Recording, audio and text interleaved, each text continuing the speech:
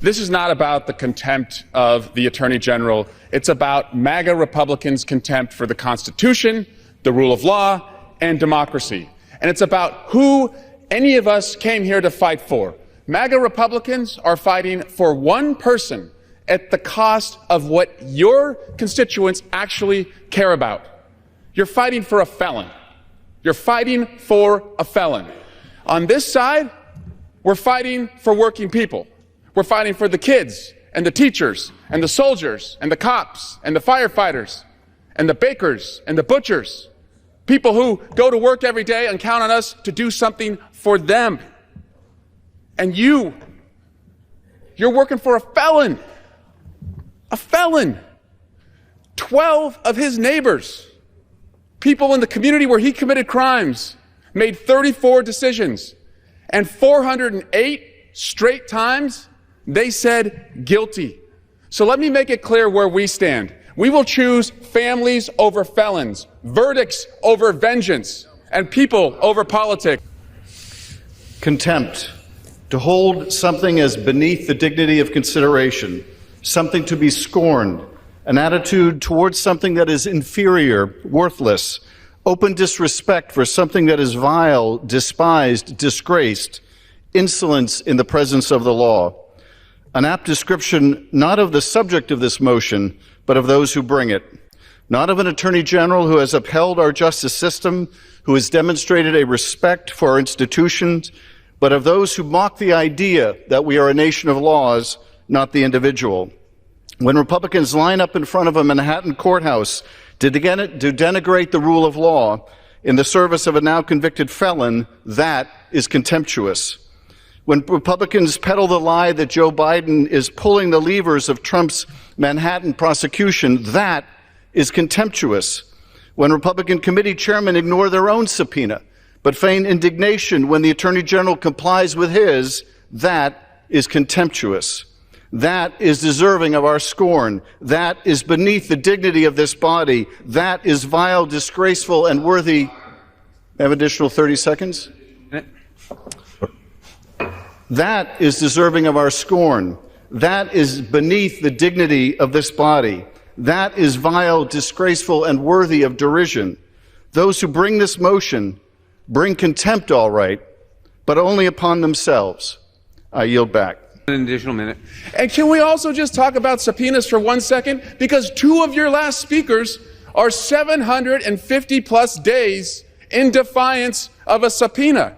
So get real when Mr. Jordan and Mr. Biggs come to this floor and want to talk and get all righteous about subpoenas. You start honoring your subpoenas, and we can talk about anyone else's subpoena. And I yield back. It's rich beyond measure, like a billionaire rich, to be asked to hold the Attorney General in contempt by people who themselves received subpoenas to testify before the January 6th committee, who never rendered a single document nor a single minute of testimony to the January 6th committee. I urge Congress to reject this absurd motion, and I'm happy to yield back to the chairman. Rather than admit defeat in this bumbling operation and look for some other way to actually aid the public good, they've decided to flail about in mock outrage against a series of phantom tyrants in the hopes of distracting everyone from this epic flop. Their first distraction was to impeach Secretary Ali Mayorkas as a paltry consolation prize, but that pathetic decoy action blew up in their hands. Then the plan was to skip the mundane work of casting votes and actually doing committee business to travel on a collective spiritual pilgrimage on Amtrak to New York City to attend the criminal trial of an unmentionable American felon, one of 19 million in the country. But that strange journey to Mecca also blew up in their faces when this mystery political false prophet was convicted unanimously by a jury of his peers on dozens of felony criminal counts in a fair American trial. They tried to salvage the credibility of this bizarre expedition by blaming the American justice system for being weaponized against Republicans. But this political extremism quickly melted away when the son of President Biden, the original target of their wrath, was also prosecuted and convicted, like another disarmed felon whose name may now not be spoken on the floor, apparently.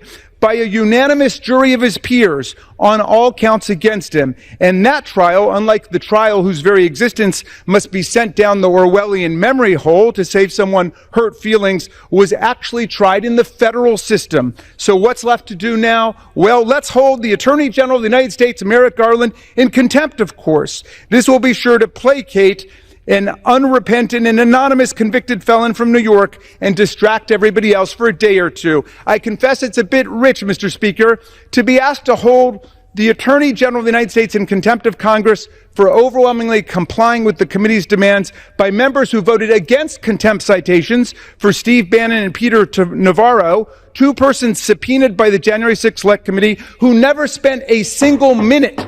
Could I have one more? The gentleman's time has expired. I grant the gentleman an additional minute.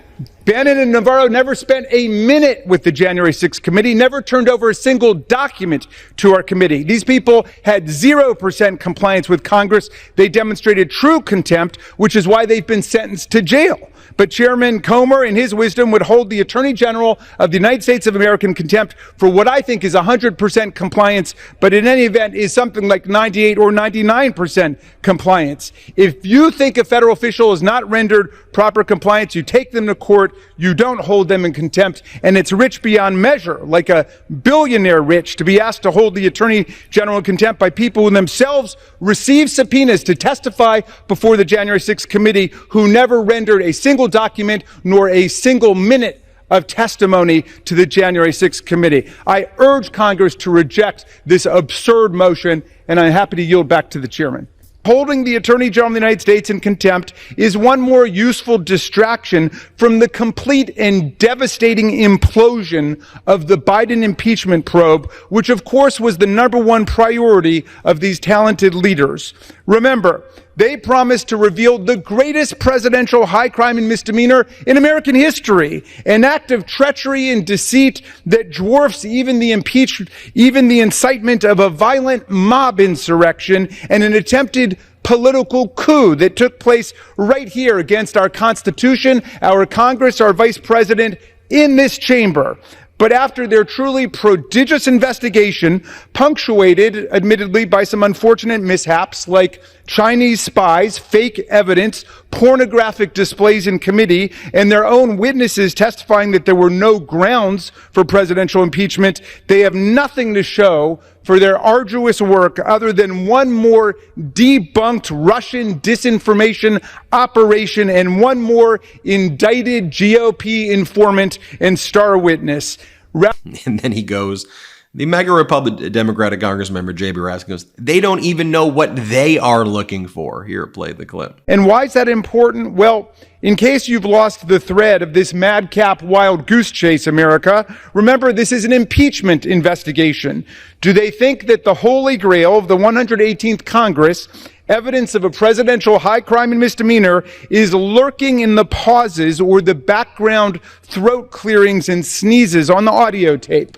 Well, of course not. They know there's no high crime or misdemeanor to be found because they've spent the last 17 months and millions of our taxpayer dollars looking for it, and it simply does not exist. They literally don't even know what they're looking for anymore. So why do they want it? Well, they're hoping that in the 5 hours of President Biden's testimony, they can find a mispronounced word or phrase or a brief stammer, which they can then turn into an embarrassing political TV attack ad.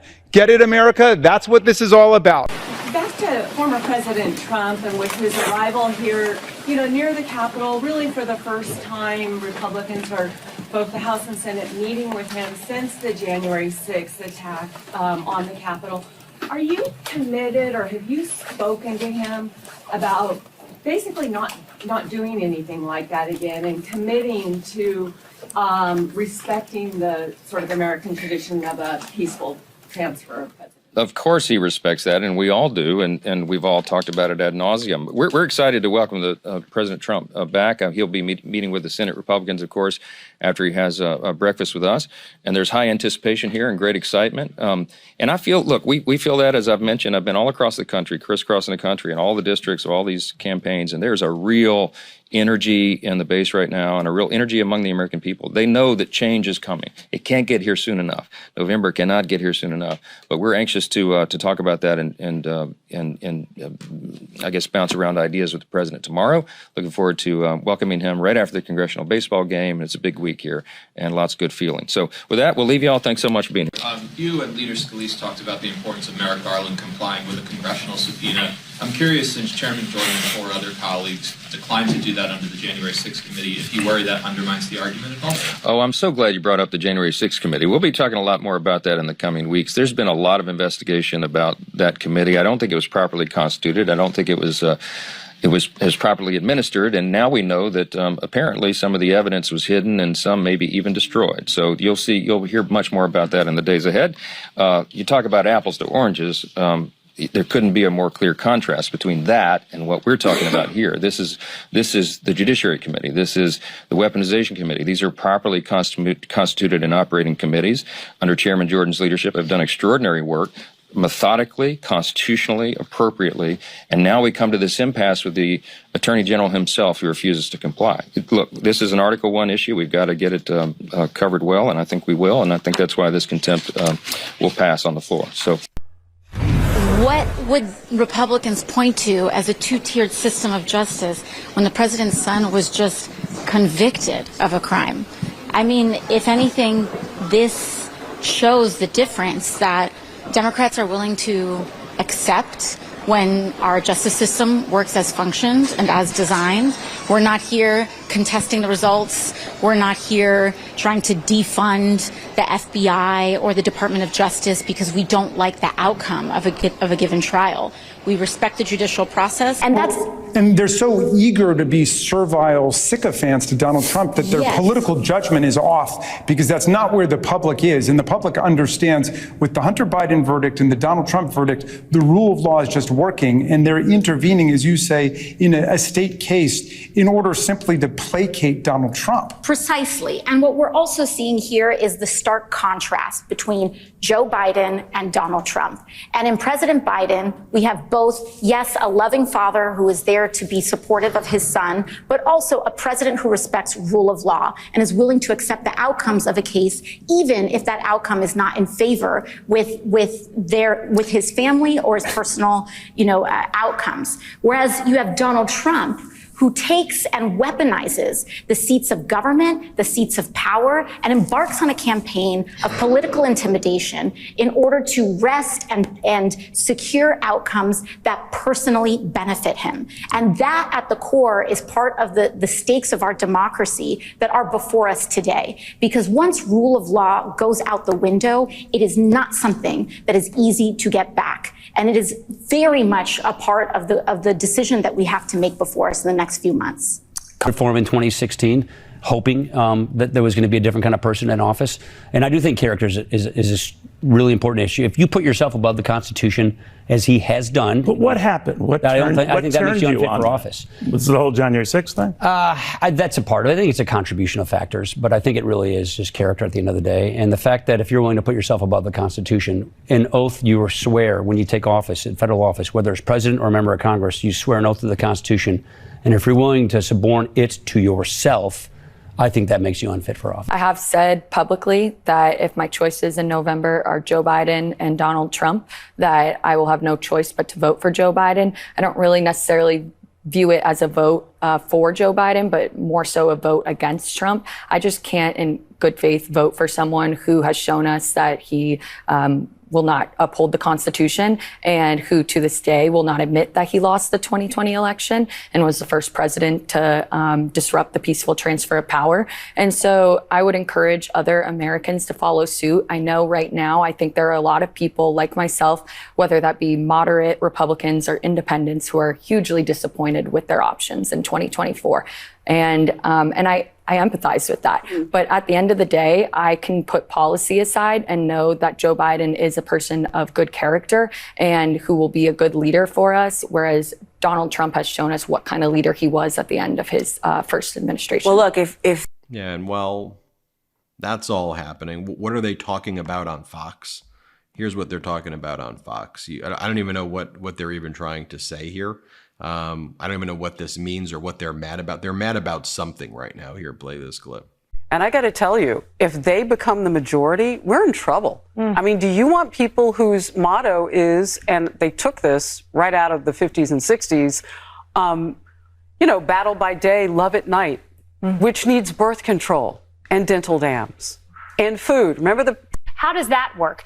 Do you want a dance party or do you want to go live in your parents' basement? Like, finesse the language, but home ownership, the American dream, that's what these young people want more than a free beer. But here's what I do know, folks. Take a look at the headlines over the past day or two. Just the headlines so far. U.S. hiring and wage growth picked up last month in a sign of sustained economic health. America's employers added a strong 272,000 jobs in May, accelerating from April, and a sign that companies are still confident enough in the economy to keep hiring despite persistently higher interest rates. Inflation eased in May, improving the odds of a 2024 rate cut. Core prices that exclude volatile food and energy items posted their smallest year over year since 2021. So that's the Wall Street Journal. The first was the AP. Next, surprising U.S. economy is powering a better global outlook. World Bank says high interest rates and trade tensions pose risks to a newly upbeat forecast, though. And then Americans have more investment income than ever before. A booming economy and rising household wealth help some consumers keep spending. Well, there you have it. Hit